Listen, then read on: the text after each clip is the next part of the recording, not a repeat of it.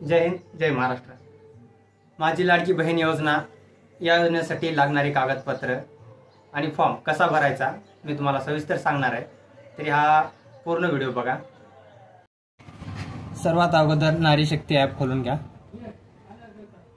त्यानंतर असा इंटरफेस येईल। त्यानंतर मुख्यमंत्री माझी लाडकी बहीण योजना। सर्वात अगोदर आधार कार्डवर दिल्याप्रमाणेच नाव टाकायचं आहे आपल्याला। त्याच्यानंतर वडील किंवा पती यांचं पूर्ण नाव टाकायचं आहे इथे।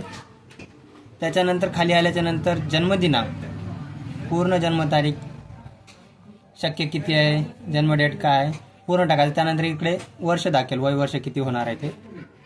अर्जदार आहे ना, त्याच्यानंतरचा पत्ता टाकायचा आहे। अर्जदाराचा पूर्ण पत्ता इथे मिळेल। जन्माचे ठिकाण, ज्याचा अर्ज करायला त्याचं जिल्हा टाकायचा आहे आपल्याला। त्याच्यानंतर गाव किंवा शहर ते टाकल्यानंतर खाली यायचं आहे ग्रामपंचायत, नगरपंचायत किंवा नगरपालिका, हे असेल या तीनपैकी एक असेल तर कोणतेही टाकू शकता। आणि लगेच त्याच्यानंतर खाली आहे पिनकोड।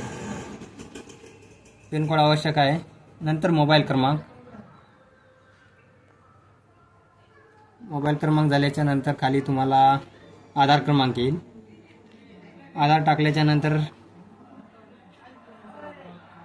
शासनाच्या इतर कोणत्याही तुमच्याकडे जरी कोणतीही स्कीम चालू असेल किंवा कोणत्या सुविधेचा तुम्ही लाभ घेत असेल तर होय किंवा नाही या शब्दामध्ये कळवा। वैवाहिक स्थिती काय आहे तुमची, विवाहित असाल तर विवाहित, अविवाहित असेल अविवाहित, विधवा असेल तर विधवा, काय असेल ते टाकून द्या तुम्ही। नंतर महिलेचे लग्नापूर्वीचे नाव, लग्नाच्या अगोदरचे नाव होतं ते इकडे टाकायचं, आपल्या माहेरचं नाव असेल तर। महिलेचे लग्नापूर्वीचे नाव झाल्याच्या नंतर महिलेचा जन्म परप्रांतीय आहे का हे पहा, असेल तर होय, नसेल तर नाही करायचं आहे। बँकेचे पूर्ण नाव टाकायचं आहे। त्याच्यानंतर बँकधारकाचे खात्यावरचे नाव आहे पासबुकावर ते टाकायचं आहे। बँकेचा खाते क्रमांक टाकायचा आहे आपल्याला। नंतर IFSC कोड हा अवश्य आहे, बरं IFSC कोड टाकून द्या अगोदर।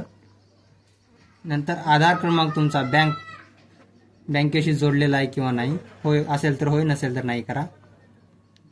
आधार कार्ड 1 MB आतमध्ये आलं पाहिजे। दोन्ही साईड तुमचं आधार कार्ड तुम्ही अपलोड करू शकता।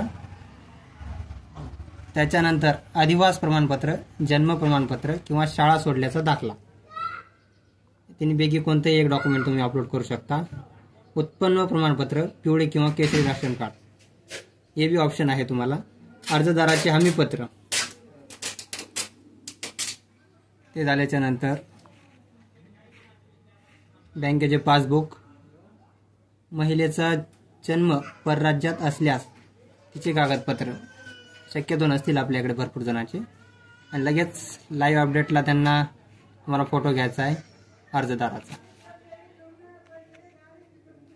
बस एवढी प्रक्रिया आहे। हे झाल्याच्या नंतर तुम्ही फॉर्म सबमिट करू शकता, ॲक्सेप्ट हमीपत्र म्हणून। इकडे स्वीकारा दाबायचं, नंतर माहिती जतन करून फॉर्म अपलोड करून टाकून द्या। धन्यवाद।